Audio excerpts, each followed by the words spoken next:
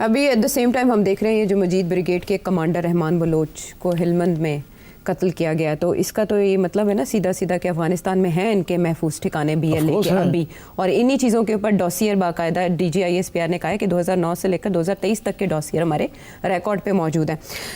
اب T T پی کی کارروائیاں ایک عرصے سے مسلسل جاری ہیں، اور ہم نے دیکھا کہ اس میں چین اور پاکستان مل کے کوشش کر رہے تھے کہ وہ افغان حکومت کو کنونس کریں، تو اس کا مطلب ہے کہ وہ کوئی اثر و رسوخ استعمال نہیں کر پائے ٹی ٹی پی پر۔ اچھا دیکھیں، کوشش تو پوری ہے، چائنا نے بھی بہت سمجھایا طالبان کو، پاکستان نے بھی بہت سمجھایا ہے، مگر مسئلہ ایک ہے نا، مسئلہ یہ ہے کہ طالبان کی حکومت اتنی تکڑی نہیں ہے کہ وہ ان دونوں کو ڈاؤن کرے ان کے اوپر۔ انہیں خود ڈر ہے کہ اگر انہوں نے بی ایل اے کا تو اتنا ایشو نہیں ہے، ٹی ٹی پی کا بھی ایشو ہے جی، انہیں ٹی ٹی اے کو یہ فکر ہے کہ اگر انہوں نے پاکستان کو کھلی چھٹی دے دی to attack T T P, تو ٹی ٹی پی کے جو کارکن ہیں اور جو وہاں القاعدہ بیٹھی ہے اور داعش بیٹھی ہے آئیسس، وہ جو ہے وہ سارے مل نہ جائیں against the Afghan government, because ideology تو ایک ہی قسم کی ہے نا۔ جی، مل کے ہی انہوں نے امریکہ کے خلاف جہاد کیا تھا۔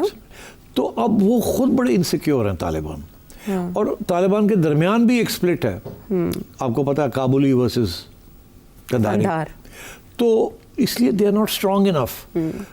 اس لیے میرا خیال ہے وہ زیادہ یہ ہو سکتا ہے کہ وہ آپ کو آنکھ مار دیں کہ آپ جو کچھ کر سکتے ہیں کر لیں، ہم آپ کو کرٹیسائز کریں گے جب آپ ایسی کام کریں گے، مگر کیوں ہماری مجبوری ہے، ہم کھلے عام ان کے خلاف نہیں جا سکتے۔ ایک بات، دوسری بات ایک اور بہت اہم ہے کہ طالبان بھی اس وقت آئسولیٹڈ ہیں، کہ زیادہ ملکوں نے ان کو تسلیم نہیں کیا، سپورٹ ان کے پاس نہیں ہے، پیسے نہیں ہیں، معیشت نہیں چل رہی، آئسولیٹڈ ہیں۔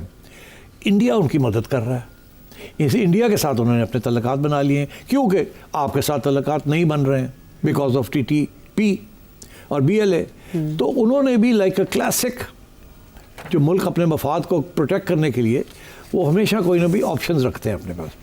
پاکستان کے ساتھ ڈیلنگ کرنے کے لیے ان کو کوئی ایسے فیکٹرز چاہیے کہ پاکستان ان کی بات مانے، وہ کیا ہے، آف سیٹ کرنے کے لیے انڈیا، ٹھیک، بالکل۔ اس جیسے ہم جب امریکہ کے ساتھ بات کرتے ہیں تو چائنا کے ساتھ بھی تو سب پیچھے رکھا ہوا ہے نا، بارگیننگ چپ کے طور پہ یوز ہو جاتا ہے۔ آپ سارے انڈے کہیں ایک باسکٹ میں نہیں ڈالتے، آپ کہیں آپ کہتے ہیں ہماری مجبوری ہے، یہ ہم نہیں کرنا تو چاہتے ہیں مگر ہم کر نہیں سکتے، عوام خلاف ہو جائے گی یا فلانا ہمیں اٹیک کر دے گا، تو یہ چیزیں ڈپلومیسی میں چلتی ہیں۔ تو طالبان جو ہیں وہ اس وقت اتنی اسٹرانگ فورس نہیں ہے افغانستان میں کہ وہ ٹی ٹی پی کو اڑا کے رکھ دے بیکاز اب پاکستان کہہ رہا ہے، یا بی ایل اے کو نکال دے کیونکہ پاکستان کہہ رہا ہے۔ ان کو یہ پتا ہے کہ پاکستان ہماری بات اس وقت تک سنے گا جب تک ہمارے پاس کوئی لیوریج ہوگی، اور لیوریج ان کے لیے بی ایل اے ہے اور ٹی ٹی پی ہے۔ تو یہ تھوڑا سا کمپلیکیٹڈ معاملہ ہے، جس کی وجہ سے اب یہاں پاکستان کے اندر کوئی مختلف رائے پائی جاتی ہے۔ ایک یہ کہ جی ٹھیک ہے، پھر اگر یہ بات ہے، ہم نے بڑی کوشش کی سمجھانے کی، اب کتنے سال ہو گئے ہم سمجھا رہے ہیں، ہم ان کے تجارت بھی کھول دی ہے، ان کو روک بھی نہیں رہے ہیں، جو یہ کہتے ہیں ہم ان کی بات مانتے ہیں اور یہ ہماری کوئی بات نہیں مانتے، تو پھر ٹھیک ہے، پھر ہم جا کے خود اسٹریٹجک سٹرائکس کرتے ہیں، بی ایل اے کے کیمپس کے اوپر بھی کرتے ہیں اور ادھر ٹی ٹی پی کے کیمپس کے اوپر بھی کرتے ہیں، مگر ایز یو نو آج کل جو ایشو جو بن رہا ہے وہ یہی ہے کہ ریڈ لائن ہے نا، کراسنگ بارڈر، مگر ہوا کیا ہے یہ کراسنگ بارڈرز، انڈیا نے پاکستان کا بارڈر کراس کر کے سٹرائکس کی، ٹھیک، ایران نے پاکستان کا بارڈر وائلیٹ کیا to strike on Pakistan side of Baloch groups, جند اللہ، ٹھیک، تو پھر پاکستان نے بارڈر ایران کا کراس کر کے ان کے وہاں جو ہمارے لوگ وہاں بیٹھے ہوئے ہیں انسرجنٹس ان کے اوپر کیا، پھر پاکستان نے ریٹیلیٹ کیا اگینسٹ انڈیا مئی میں، تو اینڈ سو یو سی یہ اب ایک، اور اسرائیل نے تو ہر جگہ پہ کر ہی رہا ہے، جی، مڈل ایسٹ میں اس کا تو کام اب یہ جو ہے نا کہ جی آپ نے بارڈر نہیں کراس کرنا اور کراس کر کے اپنے مفاد نہیں پروٹیکٹ کرنے، یہ اب فلسفہ جو ہے یہ فارغ ہو رہا ہے۔ اب یہ شروع امریکہ کرتا ہے، پھر اس کے بعد اسرائیل کرتا ہے، تو پھر انڈیا کرتا ہے، تو پھر ظاہر ہے پھر سارے شروع ہو جاتے ہیں، کہتے ہیں ٹھیک ہے، پھر اب ہمارے اوپر بڑا پریشر ہے کیونکہ اتنی سخت ٹیکس کر رہے ہیں ہمارے اوپر بی ایل اے اور یہ، کہ اب ہم بھی جا کے جہاں یہ بیٹھے ہوئے ہیں وہاں جا کے ہم ان کے اوپر بمباری کریں یا آپریشنز کریں ان کے خلاف۔ تو وہ پریشر ہے آپ پاکستان کے اوپر. ہم افغانستان کو سمجھانے کی کوشش کر رہے ہیں کہ ہم یہ نہیں کرنا چاہتے یا مل کے کچھ کر لیتے ہیں تاکہ ہمارے درمیان کوئی کانفرنٹیشن نہ ہو. آپ کے خلاف ہے یا ہمارے خلاف ہے, اٹس دا سیم تھنگ. مگر افغان, میں جو آپ کو بتا رہا ہوں کہ وہ دے آر اسکیئرڈ کہ یہ اگر ہماری لیوریجز ختم ہو گئی تو پھر پاکستان جو ہے وہ یہ نہ ہوگا ونس اگین ڈومینیٹ کرنا شروع کر دیں. وزیر اعظم نے بڑا اسٹریٹ فارورڈ کہہ دیا تھا کہ آپ TTP کا علاج کریں ورنہ پاکستان کے حوالے کریں. تو ہم نے تو کہا آپ کریں نہیں تو ہم آ رہے ہیں. مگر یہ وہی بات ہے نا جو باقی بھی یہی کہتے ہیں نا, امریکہ بھی یہی کہتا ہے, ایران بھی یہی کہتا ہے, انڈیا بھی یہی کہتا ہے, ہم بھی یہی کہتے ہیں, اسرائیل بھی یہ کہتا ہے. تو اب مسئلہ یہ ہے کہ جب ہم کرتے ہیں تو لوگ ایک بات کرتے ہیں, جب کوئی اور کرتا ہے تو ہم کوئی اور بات کرتے ہیں. دس از ناؤ جسٹ. لیکن فرق صرف اتنا ہے کہ اب پاکستان کے مفادات کے ساتھ چائنا بھی الائن ہو چکا ہے. ان دونوں کا ٹارگٹ چائنا بھی ماضی میں رہا ہے. سیٹ صاحب, افغانستان کے مسئلے کے حل کے لیے نا ہمیشہ کوئی نہ کوئی فارمولہ نیا آتا ہے, اور جس کی وجہ سے ہماری افغان پالیسی آج تک طے نہیں ہو پا رہی اور مسائل کافی گھمبیر ہو چکے ہیں. عمران خان صاحب نے جو ایک حل دیا ہے جیل سے, وہ یہ کہ 3 پارٹیز 3 فریقین 3 اسٹیک ہولڈرز کو ساتھ لے کر چلنا انیویٹیبل ہو گیا ہے. سب سے پہلے پاکستان کے قبائلی علاقوں کی عوام, دوسری افغان حکومت, اور تیسری افغانستان کی عوام. یہ تینوں مل کے بیٹھیں گے تو کوئی امن آئے گا. Do you agree? پتہ نہیں کیا بات ہے, مجھے سمجھ نہیں آ رہی. یہ ریاست کے ایشوز ہیں, یہ تو ریاست ٹو ریاست یہ چیزیں طے ہوتی ہیں.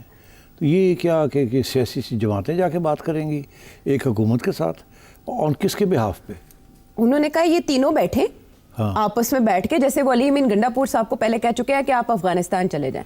پھر محمود اچکزئی صاحب اور اسد قیصر صاحب اپنے طور پر میل ملاقاتیں کر رہے ہیں. وہاں پر جو بات چیت ہوئی ہمیں نہیں پتا کہ وہاں کیا معاملات طے پائے, لیکن اس کے بعد یہ جو ان کا ٹویٹ ہے اور جو ان کی بات چیت ہے اپنے اہل خانہ کے ساتھ, وہ یہ حل دے رہی ہے کہ اگر آپ پیس چاہتے ہیں تو ایسے کریں, انوالو کریں افغان حکومت کو بھی, افغانستان کے پبلک کو بھی, اور پاکستان کے قبائلی علاقوں کی عوام کی بھی رائے لیں کہ وہ کیا چاہتے ہیں.